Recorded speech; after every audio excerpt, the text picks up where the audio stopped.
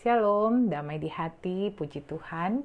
Di edisi Rema in Minute hari ini bersama saya Pendeta Yesiko Tambunan, dan kita akan mulaikan tanggung jawab pelayanan menjadi berkat dan menerima berkat Tuhan. Dan kepada saudara-saudara sekalian, mari kita bersama-sama awali dengan doa. Kita berdoa. Bapa kekal dalam kerajaan sorga, mengucap syukur kami kepadamu sebab kesempatan untuk terus menjadi saluran berkat Tuhan melalui pemberitaan firman Tuhan, Tuhan terus nyatakan.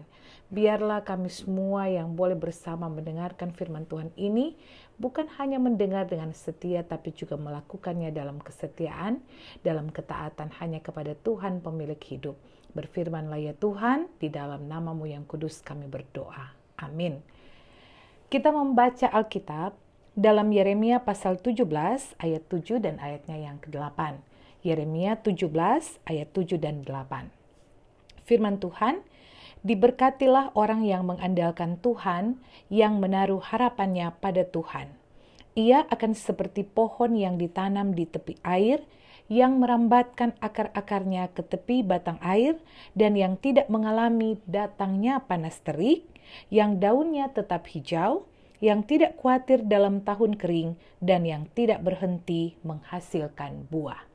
Saudara-saudara, ada pengalaman ketika beberapa tahun yang lalu ketika Kota Bitung mulai dengan gerakan untuk menanam pohon, banyak sekali jenis-jenis yang ditanam. Nah, sehingga kita ingat pada waktu itu juga orang yang mau menikah, ya, mereka harus menanam satu pohon di foto dan menjadi persyaratan. Nah, oleh sebab itu, ternyata pohon-pohon yang ditanam di berbagai-bagai tempat ini, walaupun ditanam di waktu yang sama, dengan bibit pohon yang sama, dengan perlakuan yang sama, tetapi tempat ditanam pohon itu membedakan pertumbuhan yang ada. Pohon yang ditanam di bagian pinggir jalan dan pohon yang ditanam di daerah yang lebih ke tempat yang disebut perkebunan, beda sekali pertumbuhannya. Mengapa? Karena pohon yang ditanam di tepi jalan, dia akan banyak dipengaruhi oleh zat-zat kimia misalnya dari aspal, tapi juga mungkin dari debu-debu atau polusi yang ada. Tapi pohon yang ditanam di daerah perkebunan lebih cepat dia tumbuh, lebih segar, dan tentunya lebih baik. Nah, gambaran seperti ini, sekali lagi dengan bibit yang sama, perlakuan yang sama, sama-sama disiram, sama-sama diberi pupuk, tetapi tempat yang berbeda menunjukkan pertumbuhan yang berbeda pula dari pohon yang ditanam tersebut. Nah, kalau disuruh pilih, tentu kita akan memilih untuk menjadi pohon yang ditanam di tempat yang baik, karena pertumbuhan yang baik dan hasil yang baik. Oleh sebab itu, dengan tegas dikatakan oleh firman Tuhan ini, kalau kita ingin menjadi pohon yang demikian, bahkan dengan jaminan, mau panas tetap bertumbuh, mau musim hujan tetap bertumbuh dengan baik, mau musim tahun yang kering tetap bertumbuh, musim apa saja, maka gambaran pohon seperti itu yang kita disejajarkan dengan kehidupan manusia haruslah menjadi seperti ada di ayat 7. Kalau kita andalkan Tuhan, kalau kita menaruh harap pada Tuhan, maka jangan khawatir saudara-saudara. Apapun musim hidup yang kita lalui, pasti kita akan tetap menjadi pohon yang bertumbuh, yang berbuah, yang berbuah lebat, sehingga menjadi berkat. Karena di sini dengan jelas dikatakan, kalau orang yang berharap pada Tuhan, yang mengandalkan Tuhan, ia seperti pohon yang ditanam di tepi aliran air.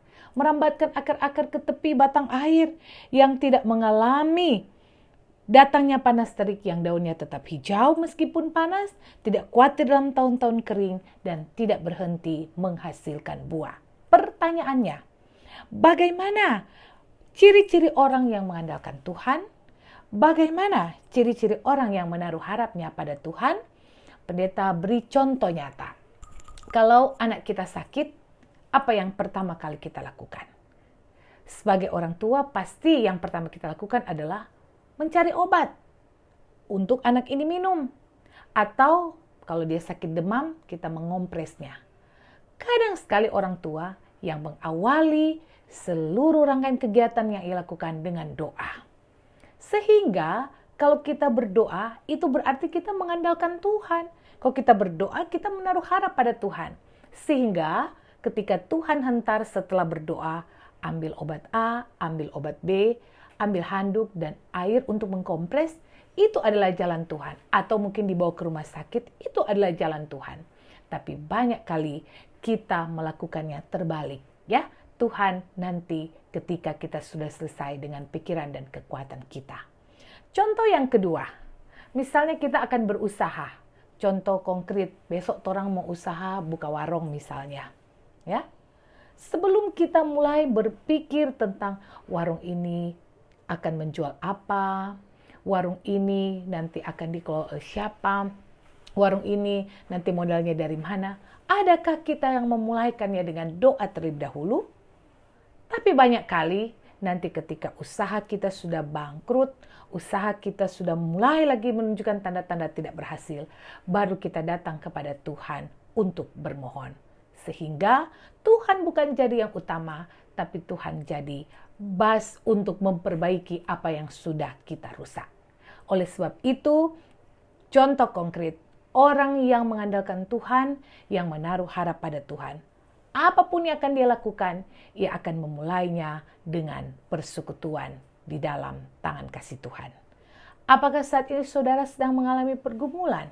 Pergumulan sakit penyakit, pergumulan di pekerjaan, atau sebagai orang-orang yang hidup di zaman kini, ketika ditawarkan dengan kehidupan, gambaran suatu tatanan hidup yang baru, new normal, banyak pro kontra, banyak sekali asumsi atau pendapat.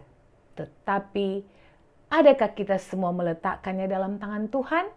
Sehingga ketika kita meletakkannya dalam tangan Tuhan, kita tahu apapun yang akan kita lalui, semua Tuhan telah mengaturnya. Saudara-saudaraku, sampaikanlah salam kepada tiap-tiap orang kudus yang kita jumpai, berkat Tuhan tercurah bagi kita.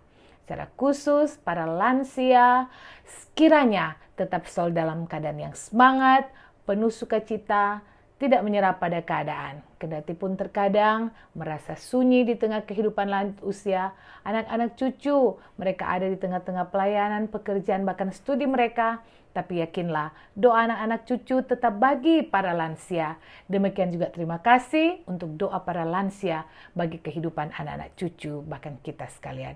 Tuhan Yesus Kristus memberkati firman Tuhan ini. Amin.